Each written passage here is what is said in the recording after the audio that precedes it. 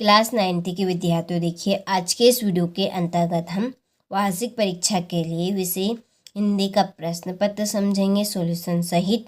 तो चलिए वीडियो को हम शुरू करते हैं बिना किसी डाउट के। तो देखिए पहले प्रश्न में है सही विकल्प। इसका पहला क्वेश्चन है कि छायावाद के प्रवर्तक माने जाते हैं। तो छायावाद के प्रवर्तक माने जाते हैं आपके जयशंकर प्रसाद। दूसरा है प्रेम वाटिका के रचनाकार है। प्रेम वाटिका के रचनाकार कौन है? तो इसका आंसर आपका रहेगा रस खान। तीसरा है रसात्मक वाक्यम काव्यम परिभाषा किसकी है? तो जो रसात्मक वाक्यम काव्यम रस की जो परिभाषा दी है, ये परिभाषा किसने दी है? तो इसका आंसर रहेगा आपका आचार्य विश्वनाथ। ठीक है, आचार्य विश्वनाथ ने रस की ये परिभाषा दी है, रसात्मक वाक्यम काव्यम। ठीक है। चौथा है किस जानवर को कभी क्रोध नहीं आता? तो ऐसा कौन सा जानवर है जिसको कभी क्रोध नहीं आता है? तो इसका आंसर आपका रहेगा गधा। पांचवा है माता पिता में समास है। तो माता पिता में आपका द्वंद्व समास है। कौन सा समास है? द्वंद्व समास। देखिए यहाँ पर जो आपको प्रश्न पत्र बताए जा रहे हैं, देखिए इन प्रश्न पत्र से अलग आपका बिल्कुल नहीं जाएगा। आपको हम जो बता रहे हैं एकदम सही बता रहे हैं और परीक्षा में आपका यही आएगा। ठीक है, तो आप सभी को अच्छे से इस प्रश्न पत्र को कंप्लीट करना है। तो देखिए छठा प्रश्न है मृत्यु का तरल दूध कौन था? तो मृत्यु का तरल दूध था आपका तेज प्रवाह से आता पानी। ठीक है, चलिए तो इसके बाद में रिक्त स्थानों की पूर्ति कीजिए। पहला है सोने का घड़ा शराब से भरा हो तो डेडेडेस निंदा करेंगे। कौन करेंगे? सज्जन। देखिए सोने का घड़ा शराब से भरा हो तो डेडेडेस निंदा करेंगे। कौन करेंगे? सज्जन लोग करेंगे निंदा। दूसरा है महाकाव्य में जीवन का डेडेडेस चित्र होता है। महाकाव्य में जीवन का कैसा चित्र होता है? विस्तृत यानी कि बड़ा। तीसरा है सूर्य का तद्भव शब्द डेडेडेस होगा। सूर्य का तद्भव शब्द आपका सूरज बनेगा। और चौथा है हमारा कुकुर नहीं जाएगा तो डेडेडेस नहीं जाएगा, हम भी। पांचवा है प्रातः काल दोनों मित्र डेडेडेस में बंद कर दिए गए। तो इसका आंसर आपका रहेगा कांजी। और छठा है दो बेलों की कथा गद्य की डेडेडेस विधा की रचना है। तो इसका आंसर आपका रहेगा कहानी। ठीक है, तो चलिए स्क्रीनशॉट आप यहाँ से ले लीजिए और अच्छे से कंप्लीट कीजिए। यदि आप इस प्रश्न पत्र की PDF सॉल्यूशन सहित प्राप्त करना चाहते हैं तो डिस्क्रिप्शन में नंबर दी है, आप उन नंबर से कांटेक्ट कर लीजिए।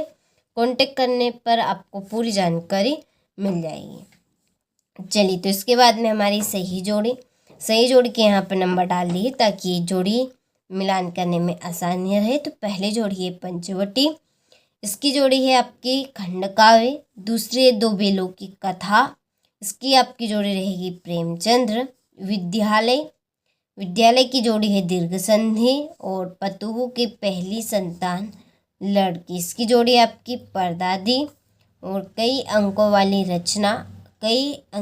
रचना आपकी नाटक है टोपी की जोड़ी आपकी रहेगी जूता। ठीक है, चलिए तो स्क्रीनशॉट यहाँ से ले लीजिए अच्छे से।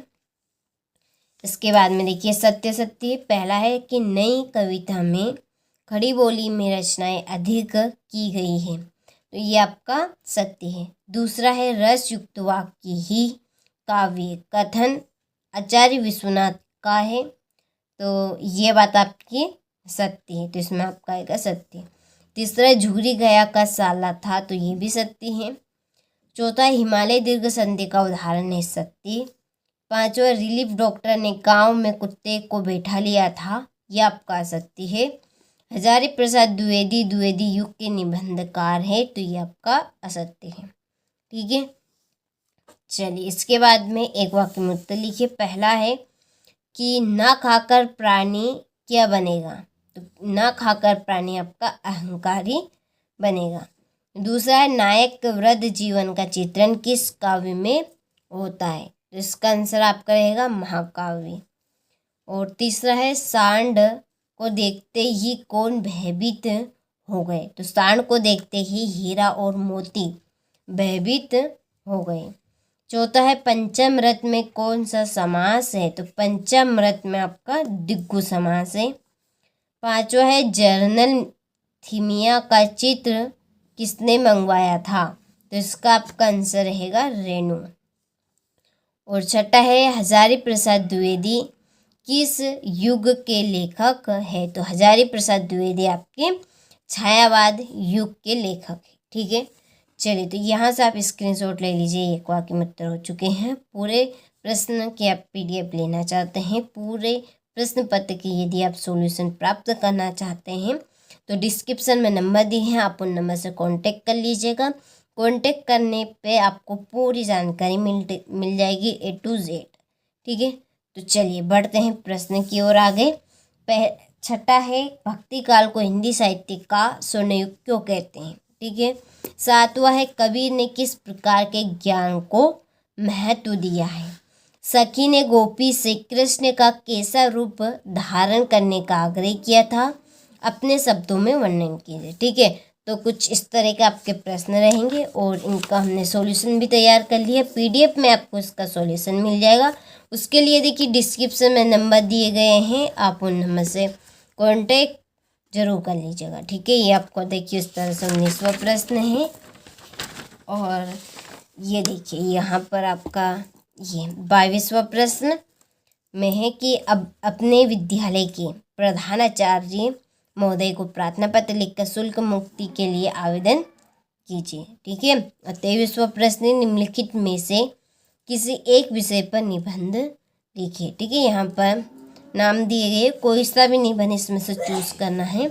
100% श्योर, देखिए इससे अलग आपका बिल्कुल भी रॉन्ग नहीं जाएगा, इसमें से ही आपके प्रश्न आएंगे और 100% श्योर गारंटी।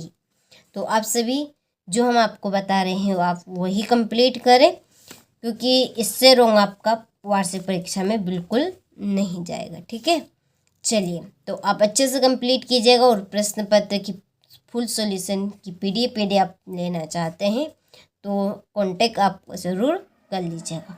चलिए तो मिलते हैं आपसे अगले वीडियो में।